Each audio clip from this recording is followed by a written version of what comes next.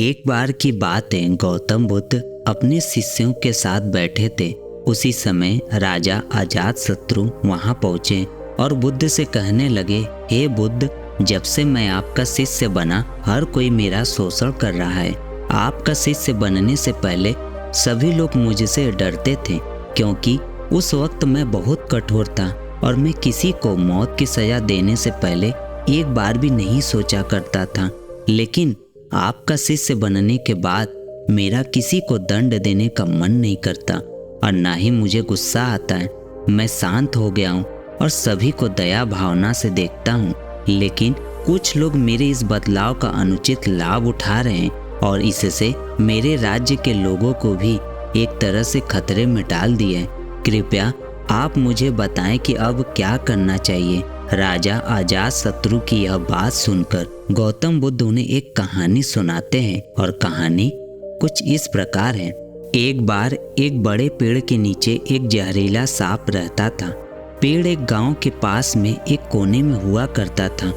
वहां अक्सर सुबह शाम लोग बैठक लगाते थे और खूब बातें करते थे। लेकिन जब से उस पेड़ के पास उस सांप को देखा गया, तब से लोगों ने वहां जाना बंद कर दिया। लेकिन कुछ लोग तो जानबूझकर वहां सांप को देखने आया करते और उसे छेड़ा करते। अब उस सांप को जब खतरा महसूस हुआ तो उसने खुद के बचाव के लिए लोगों पर हमला करना शुरू कर दिया। वह सांप अब अपने क्षेत्र में लोगों का आना भी बर्दाश्त नहीं करता था, जिससे गांव के कई लोगों की जान जाने लगी। इस तरह पेड़ के आसपास जब भी कोई हलचल होती तो सांप वहां आ जाता और हमला कर देता। सांप की दहशत अब पूरे गांव में हो गई। अब लोगों ने बिल्कुल ही उस पेड़ के पास जाना बंद कर दिया। एक दिन एक साधु उस गांव से गुजर रहे थे। तभी उस साधु की नजर उस विशाल से घने वृक्ष पर पड़ी, जिसके नीचे वो सांप रहा करता था।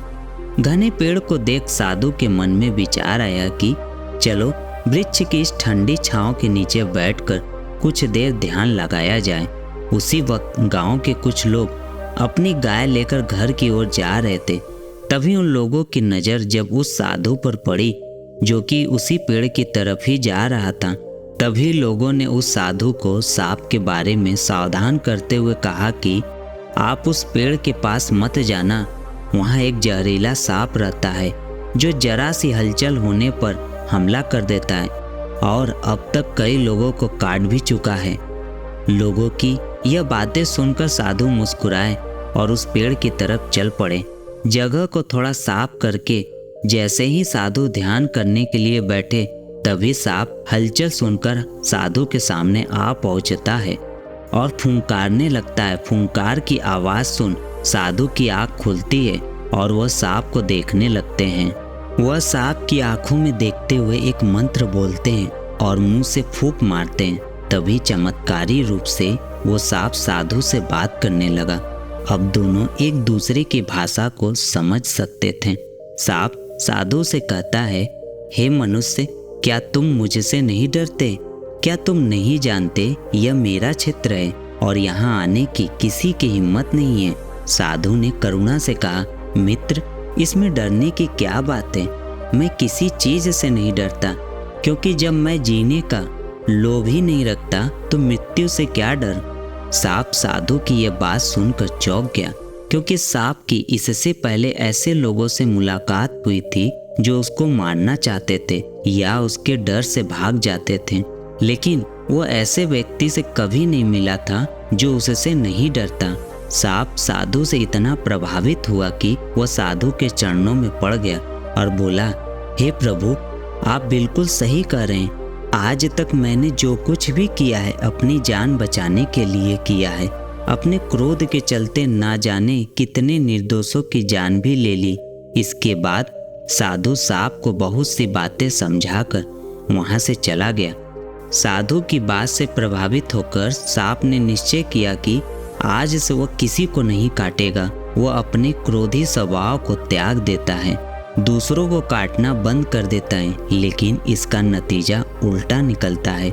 जब लोगों ने देखा कि सांप ने लोगों को तो काटना बंद कर दिया है, तो लोग उसका फायदा उठाने लगे। जो उससे दूर भागते थे वो उसके पास आने लगे और सांप को परेशान करने लगे। बच्चे उस पर पत्थर फेंक कर मारने लगे, जिससे सांप आए दिन हमेशा परेशान और घायल रहता था। वह बहुत दुखी था क्योंकि वह अपने जीवन का सबसे कठिन समय बिता रहा था। एक बार वह साधु फिर से उस गांव में आए। वह उसी पेड़ के नीचे बैठ गए। तभी साधु की नज़र जब दयनीय हालत में पड़े उस सांप पर पड़ी तो साधु ने उस सांप से पूछा कि मित्र, तुम्हारी ये हालत कैसी हो गई है? तुम इतने घायल और इतनी दयनीय स्थिति में कैसे आ गए? सांप ने कहा, जब से आपने मुझे अपने हिंसक स्वभाव को छोड़ने के लिए कहा, तब से मैंने निश्चय किया कि अब से मैं किसी पर हमला नहीं करूँगा। मैंने क्रोध करना छोड़ दिया और शांति को अपना लिया, जिसका नतीजा ये हुआ कि लोग मुझे परेशान करने लगे, दुर्व्यवहार करने लगे। कोई पत्थर से मारता है तो कोई डंडे से पीटकर चला जाता है। सांप की बात सुनकर साधु ने कहा, मित्र, मैंने तुमसे कहा था कि बेवजह दूसरों को मत काटो, लेकिन मैंने तुम्हें तुम्हारी आत्मरक्षा के लिए हमला करने से नहीं रोका था। कहानी सुनाने के बाद बुद्ध ने राजा से कहा, हे राजन, तुमने भी मेरी बात गलत तरीके से अपनाया। मैंने आपसे अपने कर्तव्य को छोड़ने के लिए कहा था, किंतु आप अपने कर्तव्य से भी विमुख हो गए। आप एक राजा हैं, अतः पूर्ण रूप से साधु की तरह व्यवहार करना आपको खतरे में डाल सकता है। तुम्हें सिर्फ अंदर से साधु की तरह रहना था और बाहर से राजा की तरह, ताकि जरूरत पड़ने पर खुद की, प्रजा की और राज्य की रक्षा कर सको। दोस्तों, बिल्कुल ऐसे ही जंगल में होता है। जो सबसे सीधा पेड़ होता है उसको सबसे पहले काटा जाता है, और यही कानून दुनिया के लोगों पर भी लागू होता है। अच्छे भोले लोगों का खूब फायदा उठाया जाता है। अच्छे लोगों को जिंदगी में अनेकों दुखों का सामना करना पड़ता है, इसलिए कभी किसी को अपना फायदा मत उठाने दो। लोगों को उनकी मर्यादा में रखने के लिए खुद को परिस्थिति के अनुसार बदलना सीख जाइए, अन्यथा आपका हाल भी उस राजा व सांप की तरह हो जाएगा। जिन लोगों का स्वभाव जरूरत से ज़्यादा सीधा, सरल और सहज होता है, उन्हें समाज में कई परेशानियों का सामना करना पड़ता है। चालाक और चतुर लोग इनके सीधे स्वभाव का गलत फायदा उठाते हैं। ऐसे लोगों को कमजोर माना जाता है। अनावश्यक रूप से लोगों की प्रताड़ना झेलना पड़ती है। ज़्यादा सीधा स्वभाव मूर्खता की श्रेणी में माना जाता है। इसीलिए व्यक्ति को थोड़ा चतुर और चालाक भी होना चाहिए, ताकि वो जीवन में अपने लक्ष्य प्राप्त कर सके और समाज में बुरे लोगों के बीच सुरक्षित रह सके। व्यक्ति चतुराई से ही अपना और अपने परिवार का पालन कर पाता है।